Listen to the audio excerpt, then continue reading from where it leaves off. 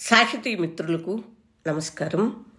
వనజ తాతినేని కథల ఛానల్కు సుస్వాగతం. విభిన్న కథల సమాహారం వనజ తాతినేని. ఈరోజు నేను వినిపించబోతున్న కథ తమిళ మూలం డి జయకాంతన్, తెలుగు అనువాదం గౌరీ కృపానందన్. కొత్త చెప్పులు కరుస్తాయి. కథ వినండి. ఈ కథ కౌముది అనువాద కథలు నుండి సేకరించడమైనది. ఇంత మంచి కథను అనువదించి మన తెలుగు పాఠకులకు పరిచయం చేసిన గౌరీ కృపానందన్ గారికి హృదయపూర్వక ధన్యవాదములతో కథలోకి వెళ్ళిపోదాం. కొత్త చెప్పులు కరుస్తాయి. ఆమె ముఖం మీదే కొట్టినట్లుగా ధడాల్మని తలుపుల్ని వేస్తూ బయటికి వచ్చి నిలబడ్డాడు నందగోపాల్. తలుపులు వేసేంత వరకు ఎక్కడికో వెళ్ళాలని కానీ అతడు అనుకోలేదు.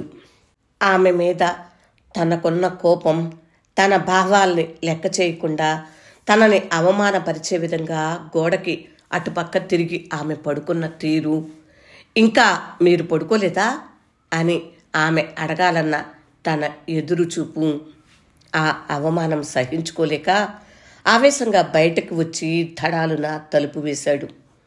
ఆమె నిజంగా నిద్రపోయి ఉంటే ఈ శబ్దానికి మెలకువ వచ్చి ఉండాలి. ఈ రభసకి పక్క పోర్షన్ వాళ్ళెవరైనా మేల్కొన్నారో ఏమో. తన చేతలకు తానే సిగ్గుపడుతూ చీకటి పరుచుకున్న ఆ ముంగిట్లో ఎదుటి పోర్షన్ వైపు చూశాడు. లోపల నైట్ ల్యాంప్ మాత్రం వెలుగుతుండటం వెంటిలేటర్ ద్వారా కనబడింది. టేబుల్ ఫ్యాన్ తిరిగే చప్పుడు. 11:00 అయి ఉంటుంది. చేతిలో ఉన్న వాచ్ వైపు చూశాడు. చీకట్లో ఏమీ కనిపించలేదు. ఎక్కడికైనా వెళ్ళి రేపు ఉదయం తిరిగి వస్తే ఏం అని అనిపించింది. కానీ తలుపుల్ని ఇలా బార్లా తెరిచి ఉంచి ఆమెను ఒంటరిగా ఎలా వదిలి వెళ్ళటం అన్న జంకు ఏర్పడింది. ఆమె కావాలనే ఇలా మొండిగా ప్రవర్తిస్తున్నదని అతని మనసుకి అర్థమైంది. ఏం చెయ్యాలో అతనికి అర్థం కాలేదు. తన మీదే జాలి వేసింది. ఇదంతా తన తల రాత అని మనసులోనే నొచ్చుకున్నాడు. తన ఉద్యోగం, తన జీతం అంటూ స్వతంత్రంగా తిరుగుతూ జీవితంలోని సంతోషాన్ని లేక వెలితిని అనుభవిస్తూ ఉన్న తను, అలాగే జీవితాన్ని గడిపేయదలుచుకున్న తను, ఈ పెళ్ళి, భార్య, సంసారం వీటిల్లో ఏదో పెద్ద సుఖం ఉన్నట్టు, మనిషి జీవితం యొక్క పరమార్థమే అందులో ఉందనుకుని ఏదో దెయ్యం తనని ఆవహించి ఆ రుంపిలో దింపిన వైనాన్ని తలుచుకుని నిట్టూరుస్తూ ఇంట్లోకి వెళ్లకుండా అరుగు మీదే కూర్చుని సిగరెట్ వెలిగించుకున్నాడు. చీకటి నిండిన ఆకాశంలో మెరుస్తున్న నక్షత్రాల వైపు చూశాడు. దెయ్యం అన్న తలంపు రాగానే అతనికి గిరిజ జ్ఞాపకం వచ్చింది. ఆమె ఎంత మంచిది, సభ్యతా సంస్కారం తెలిసిన మనిషి. ఒక దెయ్యాన్ని పెళ్లి చేసుకుని ఇంటికి తీసుకుని వచ్చి గిరిజను పోయి దెయ్యం అన్నానే అని తనను తానే నిందించుకున్నాడు. కానీ తాను పెళ్లి చేసుకుని సంసార బంధంలో చిక్కుకోవటానికి కారణం ఆ గిరిజే కాబట్టి ఆమె మీద తనకి ఉన్న కోపం కూడా న్యాయమైనదే అని అనుకున్నాడు నందగోపాల్. ఇప్పుడు ఈ సమయంలో ఆమెను చూసి వస్తే అన్న ఆలోచన వచ్చింది అతనికి. ఆమెను ఎప్పుడైనా చూసి రావచ్చు. ఈ 6 నెలల్లో పెళ్ళైన తర్వాత భార్యతో గొడవ పడినప్పుడల్లా ఎందుకు ఇలా రొంపిలో దిగబడ్డాం అని మనసులో నిరాశ ఆవరించుకున్న సమయంలో అతనికి గిరిజ జ్ఞాపకం వచ్చేది. కానీ అక్కడికి వెళ్ళాలి అన్న ఆలోచన మాత్రం ఇప్పుడే వచ్చింది. తను వత్సలని పెళ్లి చేసుకోకముందు ఎలా తిరిగినా ఇప్పుడు తనని ఒంటరిగా వదిలేసి అక్కడికి వెళ్ళటం ఆమెకు ద్రోహం చేసినట్టు కాదా అని కూడా అనిపించింది. ఎంత గయ్యాళి అయినా, ఆమె మీద తనకి ఎంత కోపం ఉన్నా, తన మీద ఉన్న ద్వేషంతో స్వాంతన కోసం ఆమె అలా ఏదైనా చేస్తే భర్తగా తను దానిని సహించుకోగలడు అన్న ఆలోచన రాగానే ఆ తలంపును కూడా తట్టుకోలేనట్లు కణతల్ని బలంగా రుద్దుకున్నాడు. గోడ గడియారంలో ఒకసారి గంట కొట్టిన శబ్దం వినపడింది. ఇంకా 1 అయి ఉండదు. మూసి ఉన్న తలుపు సందులోంచి వచ్చే సన్నని వెలుతురులో చేతి గడియారాన్ని చూశాడు. 11:30 అయ్యిందన్న తీర్మానానికి వచ్చాక తలుపు సందు ద్వారా తొంగి చూశాడు. ఆమె కదలకుండా మెదలకుండా మునుపటిలాగే అటువైపు తిరిగి పడుకుని ఉంది. నందగోపాల్కి రోషం ముంచుకు వచ్చింది. లేచి వెళ్ళి ఒకసారి కాలితో తన్నాలని, చెంపలు పగిలేటట్లు వాయించాలని బలంగా అనిపించింది. చిచి! వెంటనే తన మీదే తనకి అసహ్యం వేసింది. అటువంటి క్రూరమైన భయంకరమైన సంఘటనలన్నీ అతను చిన్న వయసులో చాలాసార్లు చూసి ఉన్నాడు. ఉన్నట్లుండి రాత్రిళ్లలో అతని తల్లి యొక్క దీనమైన స్వరం వినపడేది. ఉలిక్కి పడినట్లుగా లేచి కూర్చునేవాడు. మనసు శరీరము గజగజమని వణుకుతుండగా ఓ మూలగా నిలబడేవాడు. అతని తండ్రి ఏదో పూనకం ఆవహించినట్లు ఆవేశంగా తల్లిని ముఖం మీద శరీరం మీద చేత్తో కాళ్లతో తన్నేవాడు. ఓరి దుర్మార్గుడా, నీ చేతులు పడిపోను అంటూ ఏడుస్తూ ఆక్రోశంగా తల్లి తిట్టిపోసేది. తల్లి తిట్టడం, తండ్రి కొట్టడం ఇలాగే సాగేది.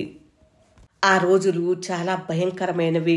మర్నాడు ఏమీ జరగనట్టు ఇద్దరూ నడుచుకోవటం, ఆమె ఆయనకు సేవలు చేయటం, ఆయన ఆమెను పేరు పెట్టి పిలిచి ఊర్లోని విశేషాలు చెప్పడం, ఇవన్నీ మనసులో పేర్కొనేది. 15 సంవత్సరాల దాకా ఇలాంటి జీవితాన్నే అనుభవించాడు. తల్లిదండ్రుల గొడవల కన్నా వాళ్ళు రాజీ పడే విధానం అతని మనసుని చాలా బాధించింది. అతను తన తండ్రిని మనస్ఫూర్తిగా ద్వేషించేవాడు. సంసార జీవితం పట్ల అసహ్యం ఆ లేత ప్రాయంలోనే ఏర్పడటానికి ఈ అనుభవాలే కారణం అయి ఉండవచ్చు. ఇప్పుడు అతనికి తండ్రి లేడు. తల్లి ఊర్లో ఒంటరిగా ఉంటుంది.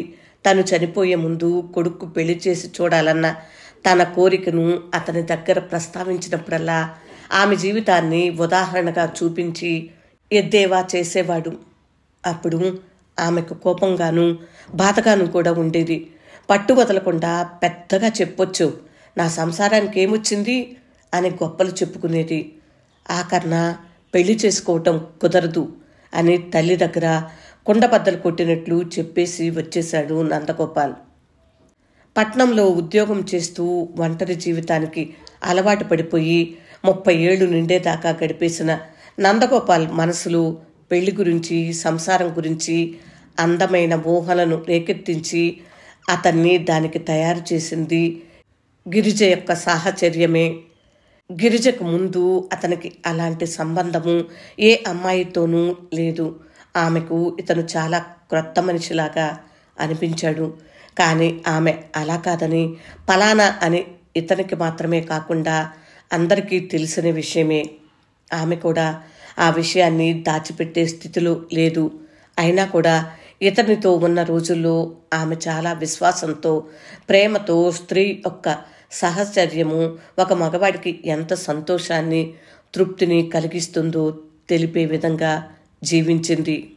ఆ 2 నెలలు తను గడిపిన దాంపత్యం చాలా అపురూపమైనదని ఈ క్షణంలో అనిపించింది నందగోపాల్కి. తనను అవమానపరిచి అలక్ష్యం చేసి ఈ అర్ధరాత్రిలో గుమ్మానికి అవతల నిలబెట్టి ఏమీ పట్టనట్లు పడుకుని ఉన్న భార్య మీద కోపంతో రగిలిపోతూ, నిట్టూరుస్తూ, నీళ్లు నిండిన కళ్లతో ధైర్యంగా మళ్లీ లోపలికి తొంగి చూశాడు. ఆమె ఖచ్చితంగా లేవటమో రాజీ పడటమో చేసే మనిషి కాదు. ఈ 6 నెలల అనుభవంతో ఇలాంటి సంఘటనలకి అలవాటు పడిపోయి ఉన్నందువలన దీని ప్రారంభము, ముగింపు అతనికి ముందుగానే తెలిసిపోతున్నాయి. అయినా కూడా దీనిని అడ్డుకోలేకపోతున్నాడు. తర్వాత ఆలోచించి చూస్తే న్యాయానికి ఈ గొడవలకి సమన్వయం ఉన్నట్లు అనిపించలేదు. రోజు రోజుకి అవమానభరితంగా, దుఃఖపూరితమైనదిగా మారుతూ ఉండే ఈ జీవితాన్ని ఎలా భరించాలో అతనికి అర్థం కాలేదు. లోపల మసక వెలుతుర్లు, దండెం మీద ఆరేసిన బట్టలు, చిందరవందరగా ఉన్న గిన్నెల తాలూకు నీడలు ఏదో శోకాన్ని ప్రతిబింబిస్తున్నట్టు అనిపించింది. ఒక గది, దాన్ని ఆనుకుని తలుపులు లేకుండా గోడతో వేరు చేయబడిన వంటిల్లు, అందులోనే నీళ్ల తొట్టె, స్నానానికి చిన్న మరుగు ఉన్న ఆ పోర్షన్కి అద్దె 45 రూపాయలు, ఇంటి ఖర్చులకి నెలకి 150. నందగోపాల్ జీతం దాదాపు 300. మనసులు కలిసి జీవించగలిగితే ఆ ఇరుకు ఓ లెక్క కాదు. 6-7 మంది కలిసి తలా 100 రూపాయలు ఇచ్చి అన్ని సౌకర్యాలతో గడిపిన ఆ మెస్ జీవితాన్ని తలుచుకుంటే ఇప్పుడు తను ఉన్న స్థితి చేదుగా అనిపించింది. నిట్టూరుస్తూ లేచాడు. గిరిజ దగ్గరికి వెళ్ళి ఈ రాత్రి తనతో గడపడం తన మనసుకి కొంచెం సమాధానంగా ఉంటుందని అనిపించింది. వేరే దేనికోసమూ కాదు అన్న ఆలోచనతో దాని గురించిన సంశయాన్ని వదిలేసినట్లుగా ఆమెతో మాట్లాడుతూ ఉండటం తనకి శాంతిగా ఉంటుందన్న సమాధానంతోనూ బయలుదేరాడు. లోపలికి వెళ్ళి షర్టు తీసి వేసుకున్నాడు. మసక వెలుతురికి అలవాటు పడిన కళ్ళకి 40 వోల్టు బలుబు వేయగానే వెలుతురుకు తట్టుకోలేక కళ్ళు చికిలించాడు. ఇదిగో నిన్నే అంటూ మెల్లగా ఆమెను తట్టి లేపటానికి ప్రయత్నించాడు. ఆమె కదలలేదు. ఇప్పుడు నీతో సరసాలాడటానికి లేపలేదు, బయటకు వెళ్తున్నాను, లేచి తలుపులు వేసుకో అంటూ ఆమె భుజాన్ని గట్టిగా నొక్కుతూ నొప్పి కలిగేటట్లు మొరటుతనంగా తిప్పాడు. ఆమె లేచి కూర్చుని ముఖం చిట్లిస్తూ కోపంగా అతని వైపు చూసింది. ఇంతసేపు లేవని మనిషి తను వెళ్తున్నానని అనగానే తలుపులు వేసుకోవటానికి సిద్ధంగా లేచి కూర్చోగానే అతనికి అగ్గి మీద గుగ్గిలం వేసినట్టు భగ్గుమంది. ఈ రాత్రి వేళలో ఎక్కడికి వెళుతున్నారు అని అడగటమే కదా న్యాయం. కానీ ఆమె అడగలేదు. వెళ్ళేవాడివైతే వెళ్ళి చావు, నేను హాయిగా పడుకుని నిద్రపోవాలి అన్న రీతిలో ఆమె అతన్ని కొంచెం కూడా లక్ష్యం చేయకుండా ముఖం తిప్పుకుని కూర్చుంది. నందగోపాల్ చెప్పుల కోసం మంచం క్రింద వెతికాడు. మంచం చివరన వేలాడుతూ ఉన్న ఆమె చీర యొక్క నీడనో లేక ఆమె కాళ్ళ నీడనో అతనికి కనపడనీయకుండా చేసింది. మంచం క్రింద చెప్పుల కోసం తను ఇలా వెతుకుతున్నప్పుడు ఆమె అడ్డంగా మంచం మీద కూర్చుని ఉండటం, అలా తాను అడ్డంగా కూర్చుని ఉన్న విషయం కూడా ఆమెకు తెలియదని అతనికి అర్థం అయినా ఇలా తనకేమీ పట్టనట్లు కూర్చుని ఉండటం తనని అవమానించటమే అని అతనికి అనిపించింది. ఆ కోపంతోనే అతను చెప్పులు వెతికి తీసుకుని లేచేటప్పుడు మంచం కూడికి తల కొట్టుకుంటుంది. నొప్పిని తట్టుకోలేనట్లు కళ్ళల్లో నీళ్లు తిరిగాయి. ఆమె కొంచెం కూడా తొడకకుండా నిబ్బరంగా అలాగే కూర్చుంది. ఇలాంటి సందర్భంలో ఆమెకి తలకి దెబ్బ కానీ వేలికి గాయం కానీ అయి ఉంటే ఇలా కంగారు పడకుండా ఉండటం అతనికి చేత కాదేమోనన్న ఆలోచన రాగానే అతనికి తన మీదే జాలి వేసింది. ముఖం తిప్పుకుని చెప్పులు వేసుకుని బయలుదేరాడు.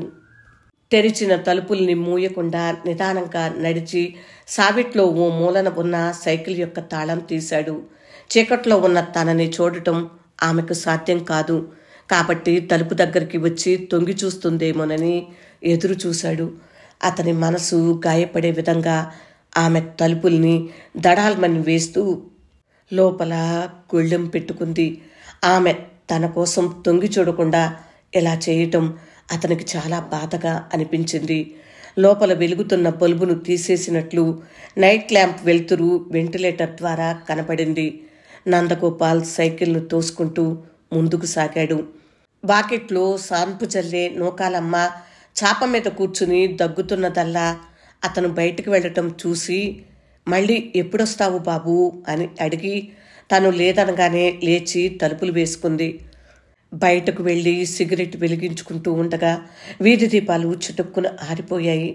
సైకిల్ డైనమో వెళ్తూ దారి చూపించగా అతను సైకిల్ మీద ఎక్కి రివ్వున సాగాడు. గిరిజ ఇల్లు మాంబళంలో గతుకులు, గుంటలు, గేదెలు నిండిన ఒక సందులో ఉంది.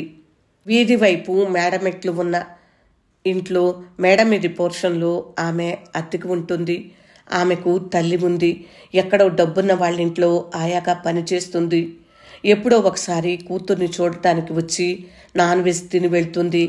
ఆమె పనిచేసే ఇంట్లో అది దొరకదట. గిరిజకి 25 ఏళ్ల వయసున్న తమ్ముడొకడున్నాడు. ఏదో సినిమా కంపెనీలో పనిచేస్తున్నాడు. అతను ఎప్పుడో గానీ రాడు. గిరిజ 10వ తరగతి దాకా చదువుకుంది. పర్మనెంట్ ఉద్యోగం కాకపోయినా టెంపరీగానే ఆమె పలు రకాలైన ఉద్యోగాలు చేస్తూ జీవనాన్ని కొనసాగిస్తుంది. నిరంతరం కాని జీవనాధారంలో కూడా ఆమె నిండు మనసుతో సంతోషంగా ఉండేది. నందగోపాల్ పనిచేసే కాస్మెటిక్ కంపెనీ వాళ్ళ ఎగ్జిబిషన్లో ఒక స్టాల్ పెట్టారు. అక్కడ ఆమె పనిచేస్తున్నప్పుడే పోయిన డిసెంబర్లో ఆమెను అతను చూశాడు. మొదటిసారి ఆమెను చూడగానే ఇంతకు ముందే ఎక్కడో చూసినట్లు ఒక భావన, ఆమె ముఖం ముందే పరిచయం ఉన్నట్లుగా అనిపించింది. ఇలాంటి స్టాల్స్లో సేల్స్ గర్ల్గా పనిచేసేటప్పుడు తెచ్చిపెట్టుకున్న భావమేమో అని కూడా అనుకున్నాడు. ఆ తర్వాతే తెలిసింది అతను డిస్పాచ్ క్లర్కుగా పనిచేసే ఆ కాస్మెటిక్ కంపెనీలో ప్రతిరోజు పార్సిల్గా పంపించబడే పౌడర్ డబ్బాల మీద ఉన్న మోడల్ అమ్మాయి రూపం తనదేనని. 2 నెలల పాటు సాయంత్రం వేళల్లో మాత్రం పార్ట్ టైంగా అతను ఎగ్జిబిషన్ స్టాల్లో పనిచేసినప్పుడు ఏర్పడిన నిరంతరమైన ఉద్యోగం కోసం ఆమె ప్రతి ఒక్కరి దగ్గర అభ్యర్థిస్తున్నప్పుడు ఇతను ఆమె కోసం జాలిపడ్డాడు. కానీ ఆమెకు సహాయం చేయటం తన శక్తికి మించిన పని అవటం వల్ల ఆమె గురించిన సమస్య నుంచి కాస్త దూరంగానే ఉన్నాడు. ఆమె అందరితో కలుపుగోలుగా మాట్లాడేది. నందగోపాల్ని ఆమె మొదట టీ త్రాగటానికి పిలిచింది. ముందుగా మాటలు కలిపింది. రాత్రులలో 11 గంటల తర్వాత ఇంటికి వెళ్లే రోజుల్లో సేల్స్ మేనేజర్ ఆమెను తన కారులో వెళ్లే దారిలో దింపుతానని చెప్పి ఎక్కించుకుని వెళ్లేవాడు. ఆయన గురించి ఆఫీస్లో అందరూ ఓ మాదిరిగా మాట్లాడుకునేవాళ్ళు. ఆయనతో ఆమె వెళ్లటం నందగోపాల్కి ఏదోలాగా అనిపించింది. ఒకరోజు మేనేజర్ తనతో రమ్మని అన్నప్పుడు ఆమె నందగోపాల్ని చూపిస్తూ, మిస్టర్ నందగోపాల్, మా ఇంటికి వెళ్లే దారిలోనే ఉన్నారు సార్, మేము నడుచుకుంటూ వెళ్ళిపోతాం, అంతే కదూ మిస్టర్ అని ఇతన్ని చూసి నవ్వినప్పుడు అతను ఒప్పుకున్నాడు. ఆమె భాష ఇతనికి కొంచెం వింతగా ఉండేది. ఏమిటండి, అవునండి, సరేనండి అంటూ సాగదీసి మాట్లాడేది. వాళ్ళింట్లో మాట్లాడే భాష తెలుగు అని ఆ తర్వాత తెలిసింది. ఆమె చదివినదంతా తమిళంలోనే, మద్రాస్ తమిళంలాగా మద్రాస్ తెలుగు. ఆమె ఎంత బాగా నవ్వుతూ మాట్లాడుతుంది అని అనుకుంటూ సైకిల్ని వేగంగా తొక్కాడు నందగోపాల్. ఆమె నిజంగానే సంతోషంగా ఉండే మనిషి అని ఆమెతో పరిచయం అయిన తర్వాత నందగోపాల్కి అర్థం అయ్యింది. ఎగ్జిబిషన్ స్టాల్లో ఉద్యోగ పర్వం ముగిసిన తర్వాత టెలిఫోన్లను శుభ్రపరిచి సెంటు వేసే కంపెనీలో చేరింది. ఫోను ఉన్న ఇళ్లకి కంపెనీలకి వెళ్ళి వచ్చే రోజుల్లో ఒకసారి ఆమెను దారిలో చూశాడు. ఇలా ఏదో ఒక గౌరవమైన పని చేసి ఆమె సంపాదించేది. వయసు 30 అవటం మూలన ఈ మధ్య కాలంలో నమ్మకం వలనో లేక అవసరానికో కొంతమంది మగవాళ్లతో ఆమెకు సంబంధం ఉన్నమాట నిజమే అయినా దానినే జీవనాధారంగా చేసుకునే హీనమైన మనసు ఆమెకు లేదని అతనికి అర్థమైంది. ఎప్పుడైనా నందగోపాల్ ఆమెను వెతుక్కుంటూ వెళ్ళేవాడు. ఇద్దరూ మాట్లాడుతూ కూర్చునేవాళ్ళు. కాఫీ మాత్రం కలిపి ఇచ్చేది. ఆమె సినిమా పత్రికలు ఎక్కువగా కొనేది. చేతిలో డబ్బు ఉన్నప్పుడల్లా సినిమాలకు వెళ్ళేది. సమయం దొరికినప్పుడల్లా సినిమాల గురించి, సినిమా వాళ్ళ గురించి బాగా తెలిసినట్లు మాట్లాడేది. సినిమా కంపెనీలో పనిచేసే ఆమె తమ్ముడు, అక్క, నువ్వు ఏ పనైనా చెయ్యి, కానీ సినిమాలో ఛాన్స్ ఇప్పిస్తానని ఏ విధమైనా చెబితే దాన్ని నమ్ముకుని వెళ్ళిపోకు. నేను అక్కడ పనిచేస్తున్నాను కాబట్టి నా పరువుని కాపాడటం కోసమైనా నీవు అందులో కాలు పెట్టకు అని ఎప్పుడో అన్న మాటలకి తాను కట్టుబడి ఉన్నట్లు మాటల మధ్యలో ఓసారి చెప్పింది. ఆమెతో అతను 2 నెలలు గడిపాడు. ఆ రోజుల్ని తలుచుకుంటే ఇప్పుడు కూడా మనసుకు హాయిగా అనిపించింది. సంతోషంగా ఉన్న జీవితాన్ని వదిలేసి వేరే దానికి ఆశపడి తప్పు చేశానని, ఆ తప్పుకి తగిన శిక్షే ఇప్పుడు తాను అనుభవిస్తున్న నరకం అని అనుకుంటూ ముందుకు సాగాడు నందగోపాల్. గిరిజ ఇల్లు ఇంకా ఓ మైలన్నా ఉంటుంది. ఏ పని దొరకకుండా ఉన్న రోజుల్లో ఈసారి నందగోపాల్ పనిచేసే కంపెనీకి అతన్ని వెతుక్కుంటూ వచ్చింది గిరిజ. ఆఫీస్ ముగిసే సమయం అవటం వల్ల ఆమెను కాస్త ఉండమని, ఆ తర్వాత ఆమెతోనే కలిసి బయటికి వచ్చాడు నందగోపాల్. ఇద్దరూ కలిసి హోటల్కి వెళ్ళారు. ఆమె చాలా అలసిపోయినట్టుగా కనపడింది. అతను కాఫీ కోసం ఆర్డర్ ఇవ్వబోయాడు. ఆ విషయం ముందుగానే ఊహించినట్లు ఆమె అన్నది, నాకు కాఫీ మాత్రం చాలదు సుమండి, ఏదైనా తినాలండి. స్వచ్ఛమైన ఆమె మనసు అతడిని ఆకట్టుకుంది. ఆమె అడిగినవన్నీ తెప్పించి తినిపించాడు. ప్రొద్దుటి నుంచి ఏమీ తినలేదని, ఉద్యోగము లేక చాలా కష్టపడుతున్నదని తెలిసినప్పుడు బాధపడ్డాడు. ఉద్యోగం కోసం ఎక్కడైనా రికమెండ్ చేయమని ఆమె అన్నప్పుడు తనకి నమ్మకం లేకున్నా ఆమెకు మాట ఇచ్చాడు. ఆ సాయంత్రం అలాగే ఆమె ఇంటికి వెళ్ళే దారిలో వంటకు కావాల్సినవన్నీ కొన్నప్పుడు దానికి అతనే డబ్బులు ఇచ్చాడు. ఆ రోజు రాత్రి అతన్ని తన ఇంట్లోనే భోజనం చేయమని ఆమె అన్నది. ఆ రోజు రాత్రి ఆమె వంట చేస్తూ పనులను చక్కబెట్టే తీరును గమనిస్తూ కూర్చున్నాడు. అక్కడే భోజనం చేశాడు. అతనికి తన తల్లి ఆప్యాయత, ఆమె చేతి వంట రుచి జ్ఞాపకానికి వచ్చాయి. తన వంట అతనికి నచ్చిందా అని అడుగుతూ కొసరి కొసరి వడ్డించింది. ఆ రాత్రి అతను అక్కడే ఉండిపోయాడు. ఆమె తన గురించి, తన తల్లి తమ్ముళ్ల గురించి మనసు విప్పి అతనితో మాట్లాడింది. అప్పటికప్పుడు తనకు వచ్చిన ఆలోచనను అతనితో చెప్పింది. మీరు మెస్కి ఇచ్చే డబ్బును ఇక్కడ ఇస్తే మీకు వంట చేసి పెట్టి నేను ఒక ముద్ద తింటాను. ఏమండి, మీకు సౌకర్యంగా ఉంటుందా అండి? అతను కాసేపు ఆలోచించి సరేనన్నాడు. ఇంతవరకు వాళ్ళ మధ్య స్నేహంగా మాత్రమే ఉన్న ఆ బంధం ఆ రోజు కొత్త అనుభవానికి దారితీసింది. జీవితంలోనే అది అతనికి తొలి అనుభవం. అలాగే ఇటువంటి వ్యక్తిని కలవటం ఆమెకి మొదటిది, క్రొత్తది అయిన అనుభవం. ఎందుకోసమనో తను ద్వేషించి వదులుకున్న దాంపత్య జీవితం అనేది, ఒక స్త్రీతో కలిసి జీవించటం అనేది ఎంత సుఖమైన, ఆనందమైన, అర్థపూరితమైన అనుభవం అని తెలుసుకున్న తర్వాత అతను దానికి పూర్తిగా లొంగిపోయాడు. ఆ ఇల్లు, ఆ జీవితం చాలా నిరాడంబరమైనవి. మేడ మీద ఒకే గదిలో వంట, పడుకోవటం అంతా. స్నానానికి మాత్రం క్రిందకు రావాలి. గతుకుల నేల మీద, చాప మీద పడక. ఆమె తల్లి కానీ తమ్ముడు కానీ పకటిపోటే వచ్చేవాళ్ళు. అప్పుడే తను అక్కడికి వచ్చినట్లు వాళ్ళ ముందు నటించాలి. ఈ వ్యవహారమంతా అతనికి నచ్చింది. పెళ్లి గురించి తను భయపడిన కారణాలను ఆమె దగ్గర చెప్పినప్పుడు ఆమె నవ్వింది. మీ నాన్నగారు అమ్మను హింసించారని భయపడ్డారా? ఒక అమ్మాయికి ఇలాంటి భయం వస్తే అది న్యాయం. ఒక మగాడు ఎందుకు భయపడాలి? ఆయనలాగా మీరు మీ భార్యని కొట్టకుండా ఉంటే సరిపోతుంది కదా.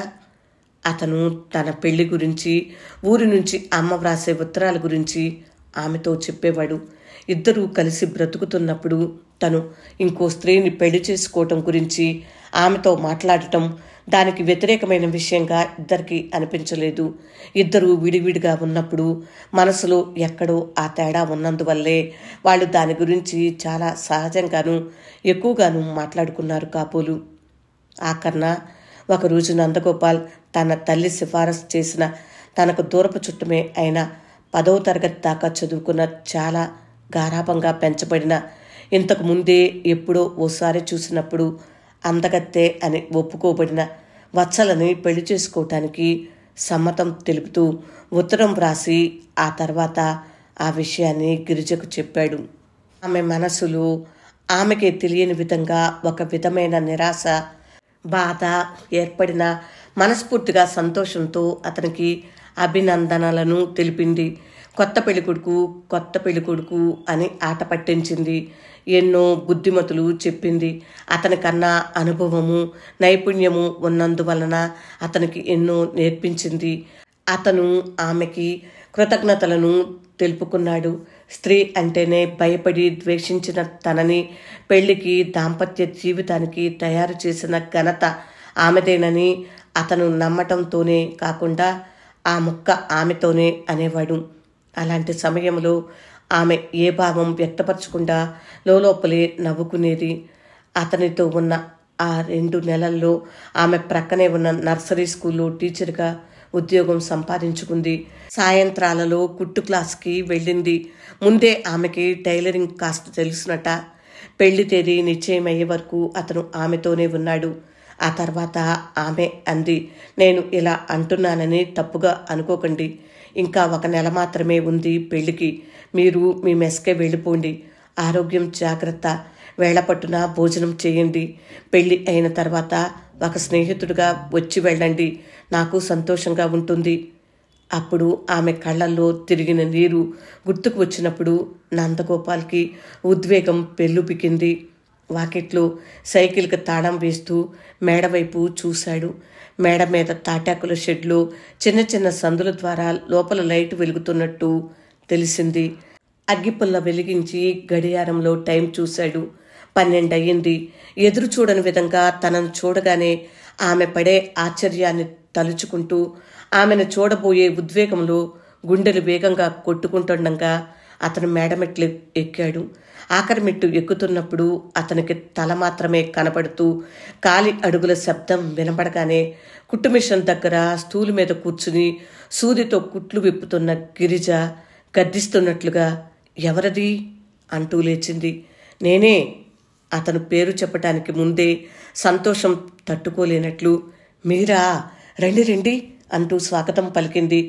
అతన్ని కౌగిట్లో బంధించాలని ఉవ్విళ్ళూరుతున్న చేతుల్ని బలవంతంగా మెటికలు విరుస్తూ, ఏమిటి ఈవేళప్పుడు దర్శనం? కూర్చోండి, భోజనం అయ్యిందా?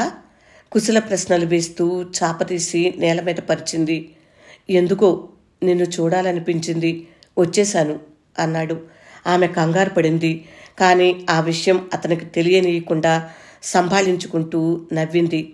మంచినీళ్లు త్రాగుతారా అంటూ నీళ్లు తెచ్చి ఇచ్చింది.